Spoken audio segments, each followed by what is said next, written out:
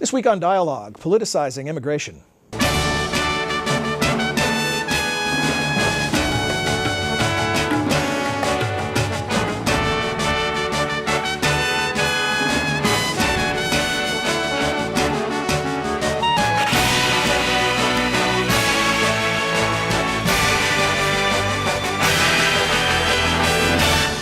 Welcome to the Woodrow Wilson Center in Washington, D.C. I'm John Molesky.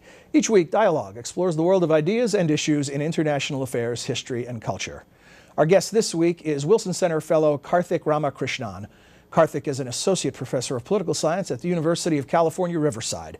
He's working on a book about the growing political nature of the immigration debate, particularly looking at how that nature and tone has changed at the local and state levels. And that's what we're going to be talking about today. Karthick, welcome to Dialogue. Thank you for having me. I want to start off with the origins of your interest in immigration. When did this become the issue that was going to compel you to write a book? Right. I mean, I've been interested in immigration ever since graduate school. So I myself am an immigrant. I moved to the United States when I was 10 years old. And I think what interested me about immigration politics and immigration policy was in the mid-1990s. You had legislation in California with Proposition 187 in 1994. That was the first kind of significant attempt at the state level to tackle this issue of illegal immigration. And then at the national level in 1996, the federal government took on this issue legislatively, and Congress passed a bill that Bill Clinton signed. So those laws really stuck in my mind as important. So when I was starting graduate school, I knew that I wanted to do something related to immigration because it was such a hot issue back then, and fortunately or unfortunately, it's remained a significant issue ever since. Depending on what part of the country you're in, and maybe what part of the world you've traveled here from, this can be a pretty hostile environment right now for immigrants. What was your personal experience as an immigrant? You know, my experience was because I moved when I was relatively young. You're shielded by from a lot of the realities? realities? I was shielded by, but some of the kinds of, we think of assimilation as such a kind of neutral and bland term. But part of assimilation means being made fun of when you're different. Right. So I certainly had an accent when I came here. My English was really good. It was, some people would say, some Indians or British people would say it was better English than the American Queen's English. Right, it was the Queen's English. But I certainly had a thick accent when I moved here, and that changed pretty quickly. And when you're in elementary school and middle school, vulnerable years to criticism. Right. So you learn to change and adapt quite quickly. But one thing I also became interested in, being relatively new to this country at an early age, our entire family was interested in learning about the political system.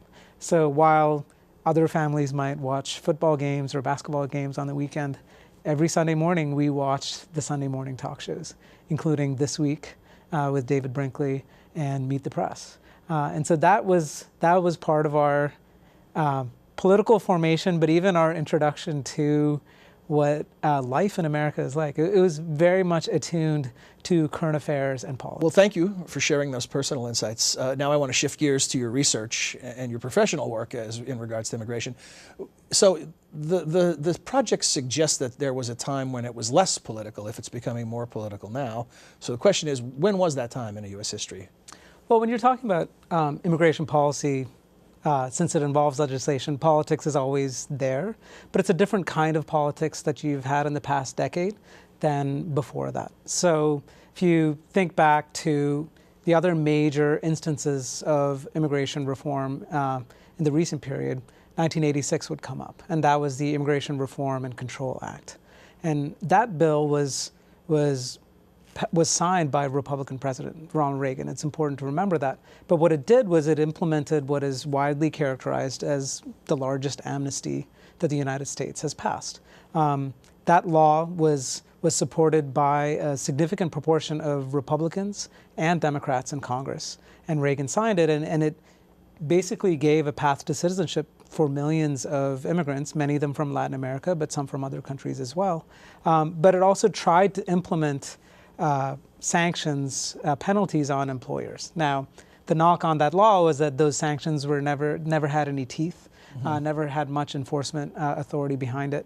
And so you continued to see a rise in the illegal immigrant or undocumented immigrant population after that law was signed into the books.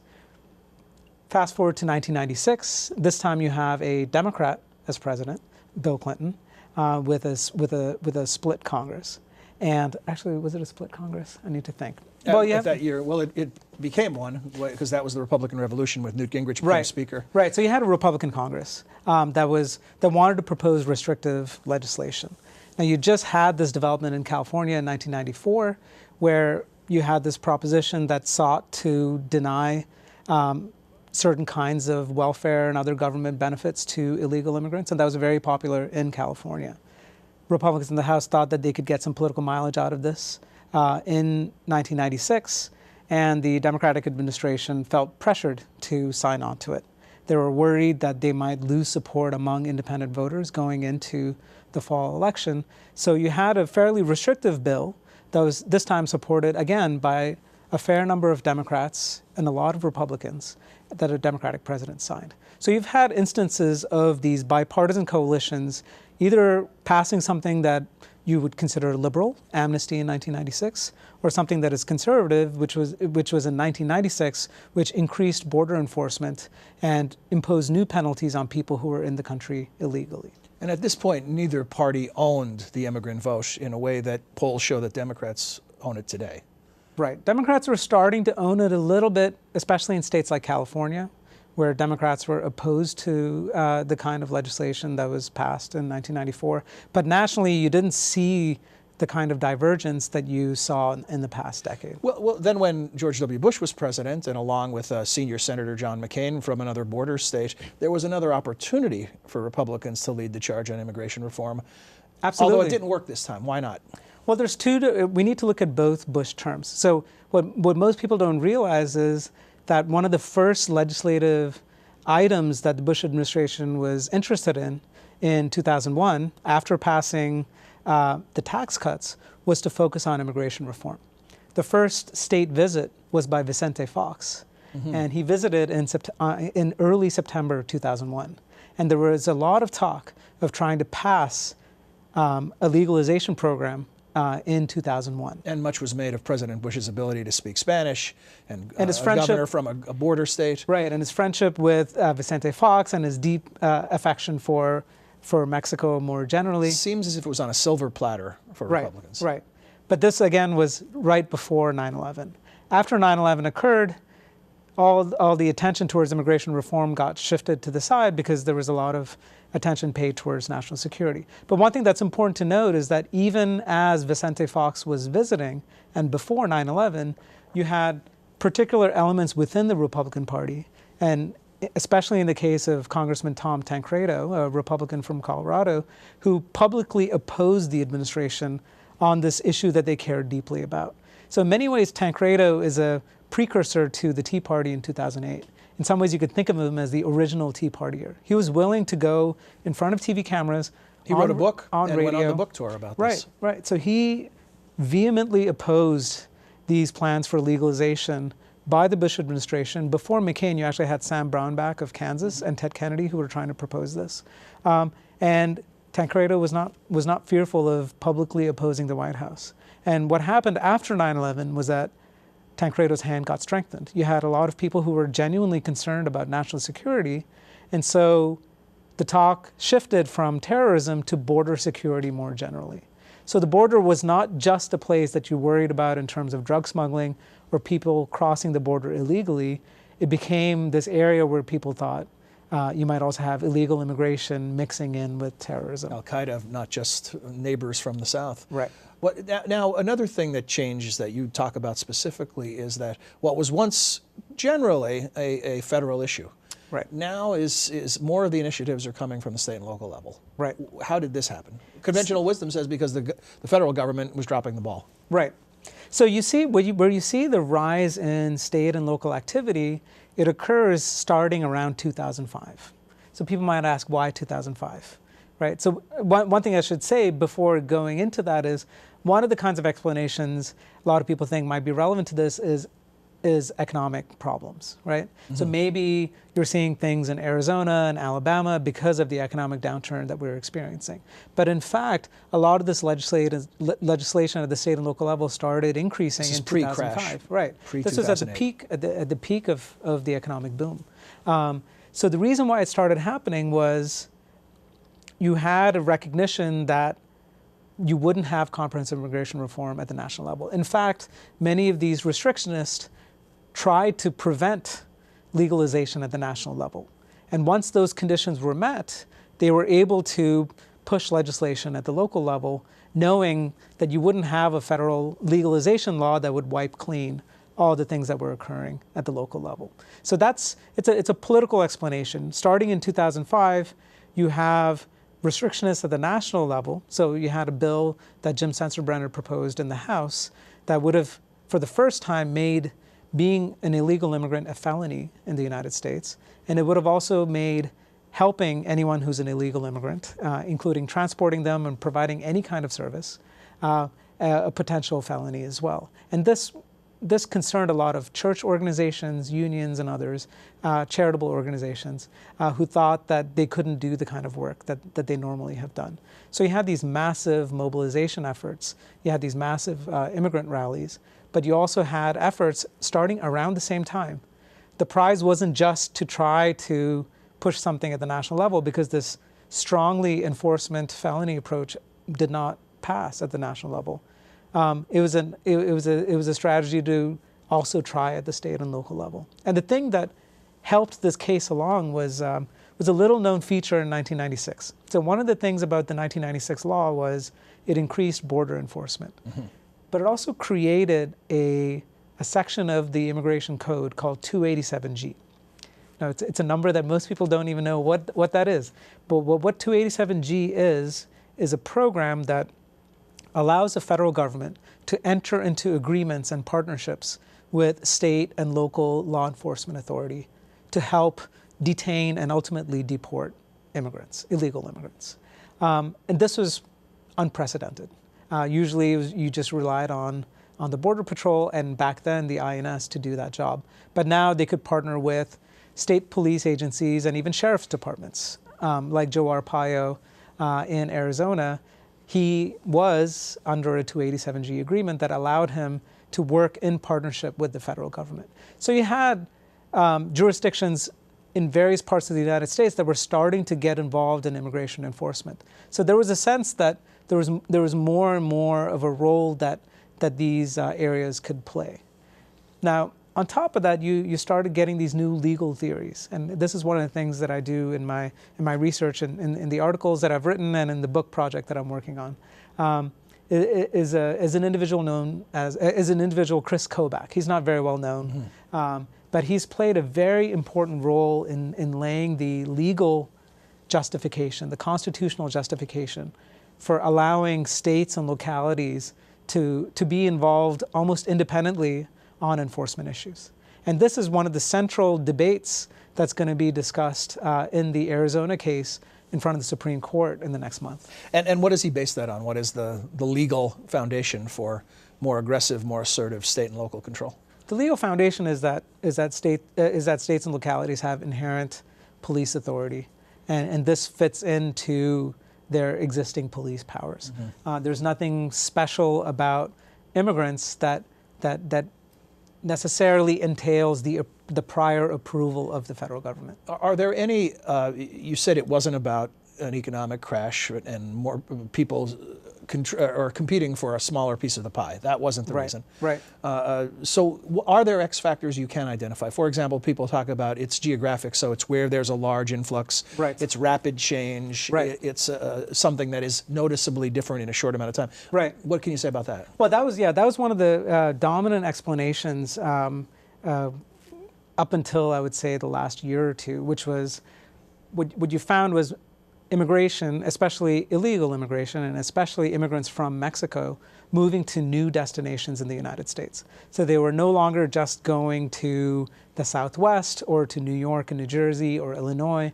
They were entering the heartland and the South, places that have either never had immigrants before or haven't had immigration for decades. And so you have these either economic competition or cultural clashes happening, places where Spanish is being spoken for the first time, people don't understand their neighbors, overcrowded housing. So all of these challenges that come about with this new influx of immigrants coming in. This is something that I've looked at because it's a very compelling argument, right? So you have inaction. Geography as destiny. It's not El Paso, it's Des Moines. Right. So you have the federal government not passing any legislation, and there's all these pressures boiling up from below, right? There's a lot of tension that is brewing. Well, if that's the case, you would see hundreds of places trying to pass these restrictive ordinances. But what I've found is that out of the 25,000 or so municipalities in the United States, only about 100 of them have tried to do something about it. So demographic change is not destiny. It's not inevitable that just because you have change that is happening, that you're going to get these attempts at passing restrictive measures. Then is there a pattern, or is this random? In other words, those 100 or so places that have come up with more restrictive approaches, is there any tie that binds those together? The pattern that I have found, both at the local level and at the state level, so one thing that's also important to note is that in addition to these local ordinances that have been popping up, far more frequent are the proportion of states that have been trying to propose this. One common feature to all of this is how Republican the area is. And what that means to me, and what I show in the book, is that places that are solidly Republican provide very fertile political ground to get something passed. So, and it doesn't matter if there's demographic change or not. So you have a series of towns in central Pennsylvania that have almost no immigrants in them and very little change in the proportion of immigrants over time, but that have tough immigration laws? That have considered it. Some of them have passed tough immigration laws. I'll also show the example of states like Mississippi, where until this year, you've had various attempts to try to pass restrictive measures, and they've failed because you've had the House, the Assembly that's been controlled by Democrats, and they've always stopped these measures.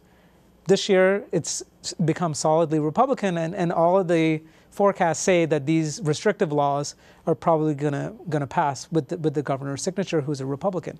Now, is the newness of immigration a factor in Mississippi?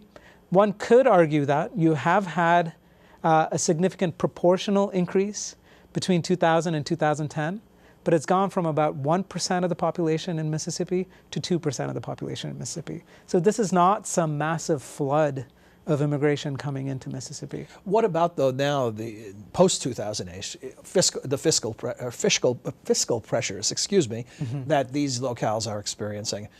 Hard hit, high unemployment. Is that now a factor in this reaction to immigration?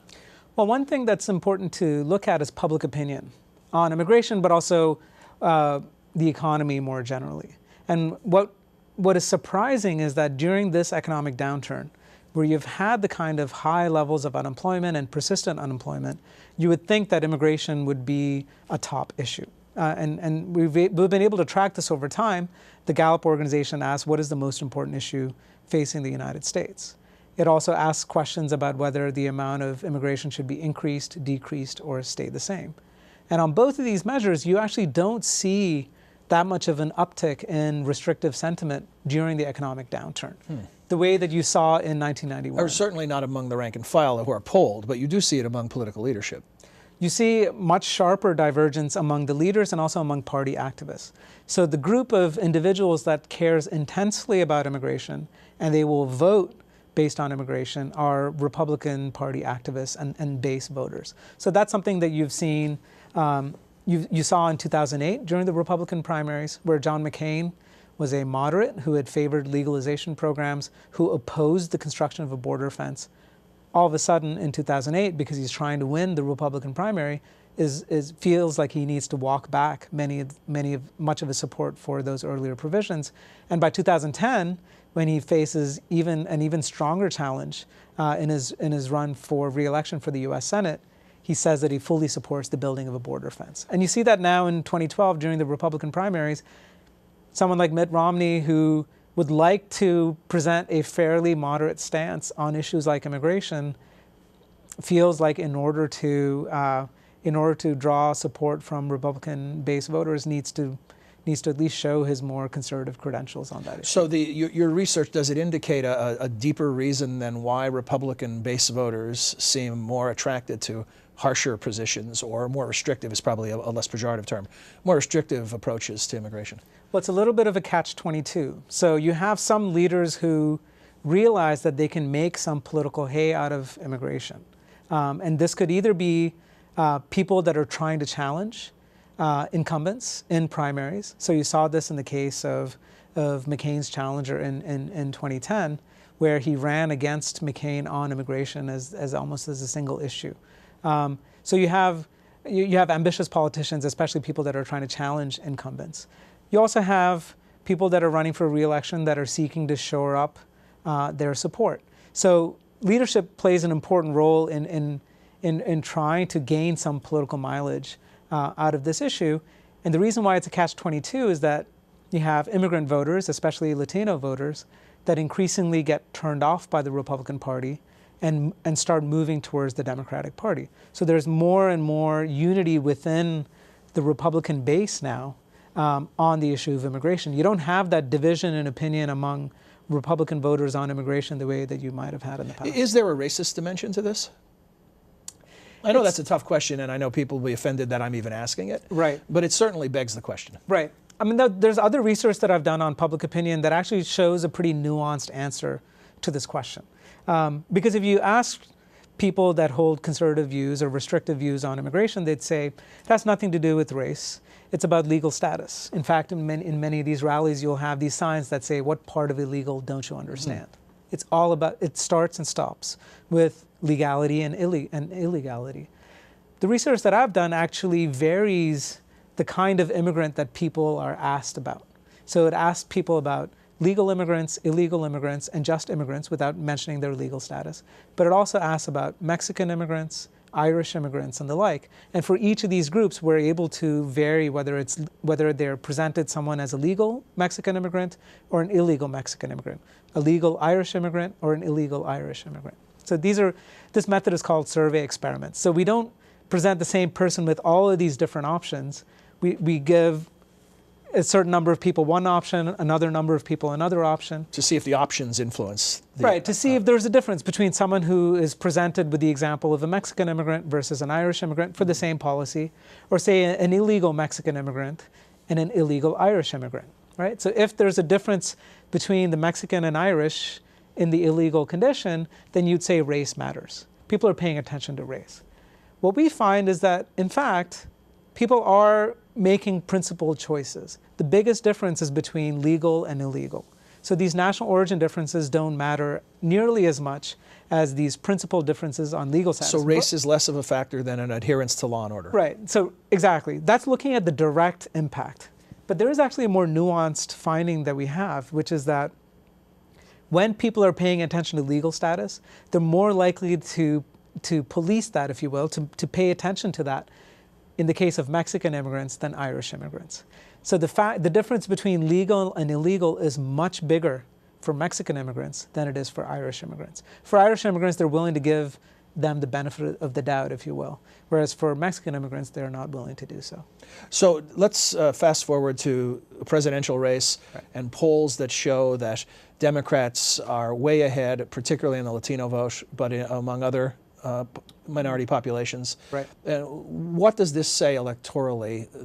Because I'm guessing that if you poll these folks, and it's been done, that a lot of these negative feelings about Republican candidates are tied to these positions on immigration. Right.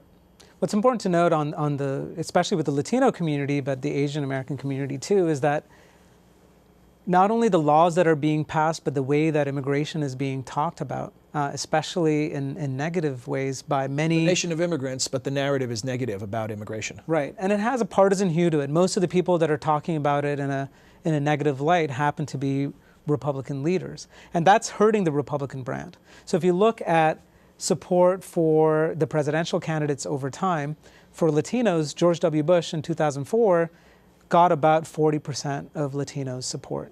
Now that went down in 2008 for McCain to the mid-30s, and this is someone who was once seen as a champion for Latino immigrants. Now in 2012, there's one poll that's come out recently, and it's very shocking. It probably won't remain this low, but Mitt Romney, in a recent poll that Fox News Latino put out, has 14% of the Latino vote. 14%, right? Half of what McCain had. Right. It's the lowest in memory, and that if Romney only gets 14%, or even say only 20% of the Latino vote, it's an almost guarantee that he's going to lose the presidential election. So that's among Latinos.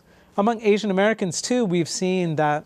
I want to mention this book Sure. as well, Asian American Political Participation, a book that you're one of the co-authors of, and tell us about this research as well. Right, Which so you just this- started to, but I didn't Sure. want to miss an opportunity, Karthik, Sure. to share your book with our, Sure. our viewers and listeners. No, thank you. And so this book it's based on the first national survey of Asian Americans, and we did that in 2008. What's remarkable is that even though this population is important, it's growing, it has a lot of resources that a lot of them are starting to deploy towards politics, you don't have these national surveys of Asians. And what we do here is to try to explain why and under what conditions people participate. But one of the things that we also look at is the party identification of Asian Americans. In the 1980s and 1990s, you had this general sense, there weren't many good polls on this, that Asian Americans were splitting their votes between Republicans and Democrats. And in fact, if you look at the presidential vote, in 1992, only about a third, the Democratic presidential candidate only got a third of Asian American support.